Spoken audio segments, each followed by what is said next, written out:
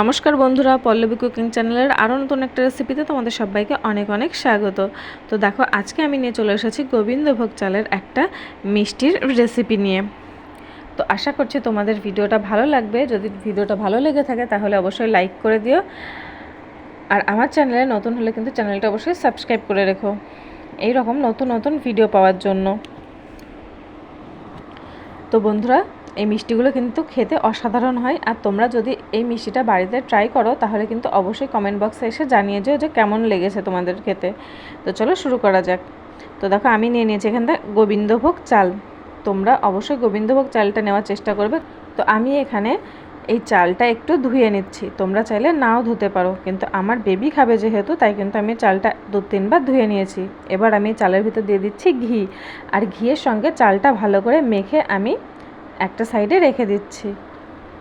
এবার আমি কড়াইতে দিয়ে দিচ্ছি 400 ml গরুর দুধ।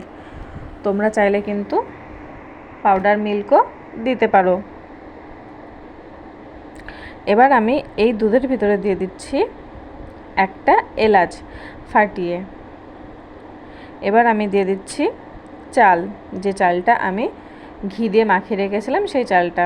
তো তোমরা যদি চালটা না ধোও তাহলেও কিন্তু অবশ্যই চালে ঘিটা মাখিয়ে রেখো, তাতে কিন্তু খুব সুন্দর একটা গন্ধ বের হবে মিষ্টিটার থেকে।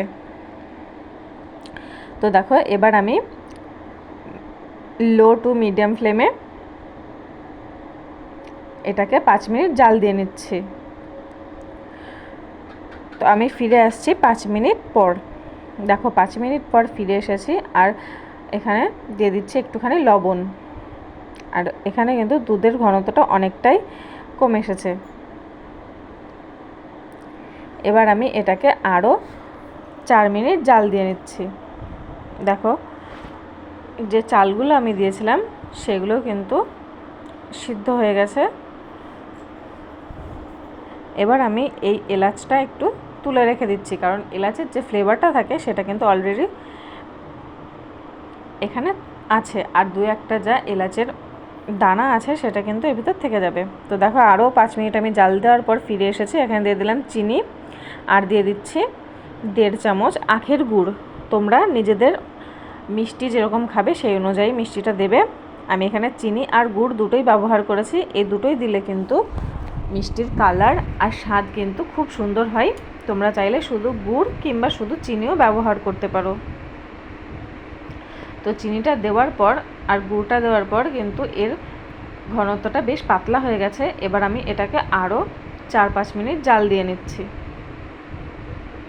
দেখো, চিনিটা দেওয়ার পর এটা কতটা পাতলা হয়ে গেছে। আর এই অবস্থায় কিন্তু এটাকে অনবরত নেড়েই যেতে হবে, না হলে কিন্তু তলায় লেগে যাবে। আর দেখো, এখানে এলাচের বীজ আছে, এটা কিন্তু আমি রেখে দিচ্ছি। তো দেখো, 4 মিনিট পর আমি ফিরে এসেছি। এখন এটার অবস্থা এরকম। এটাকে আরও জাল দিয়ে দিয়ে একদম শুকনো করে ফেলতে হবে। তো আরও 5 মিনিট পর আমি ফিরে আসছি। দেখো, শুকনো হয়ে গেছে এটা একদম। এটা আমার একদম রেডি হয়ে গেছে। এবার আমি এটাকে একটা ট্রের ভিতরে নামিয়ে নিচ্ছি। তো দেখো, তোমরা চাইলে এই ট্রের উপর একটু ঘিও দিতে পারো। তো আমি এটা একটা ট্রের ভিতর নামিয়ে নিয়ে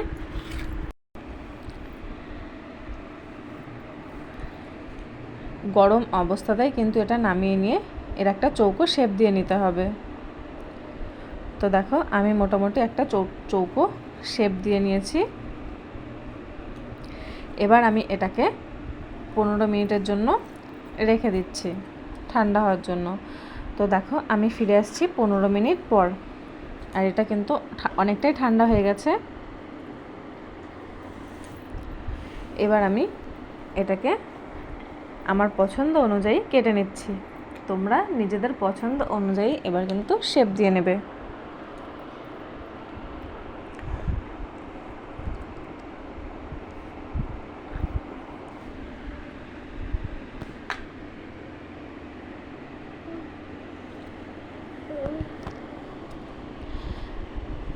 তো দেখো, আমি এইরকম শেপ দিয়ে নিয়ে এইগুলোর উপরে একটু কাজু বাদাম আর একটুখানি কিশমিশ দিয়ে সুন্দর করে সাজিয়ে নিচ্ছি।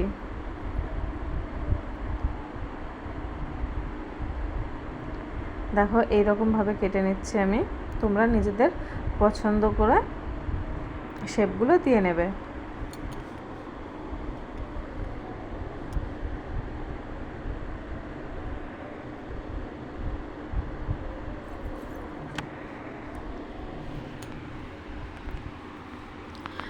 তো সব মিষ্টিগুলো আমি একই রকমভাবে কেটে নিয়ে ফিরে আসছি। দেখো মিষ্টিগুলো আমার একদম রেডি হয়ে গেছে, আর আমি এখানে কিন্তু কাজু আর কিশমিশ দিয়ে সুন্দর করে সাজিয়ে নিয়েছি। তো বন্ধুরা, কেমন লাগলো আজকে আমার এই ভিডিওটা সেটা কিন্তু অবশ্যই কমেন্ট করে জানাবে। আর ভালো লাগলে লাইক কমেন্ট শেয়ার করে দিও। আর আমার চ্যানেলে নতুন হলে চ্যানেলটা কিন্তু অবশ্যই সাবস্ক্রাইব করার অনুরোধ রইল। আর পাশে থাকা বেল বাটনটি প্রেস করে যাও, যাতে আমার চ্যানেলে যে নতুন নতুন ভিডিওগুলো আমি আপলোড করব সবার আগে যেন তোমার কাছে পৌঁছে যায়। ততক্ষণ ভালো থেকো, সুস্থ থেকো, দেখা হচ্ছে পরবর্তী কোনো একটা ভিডিওতে।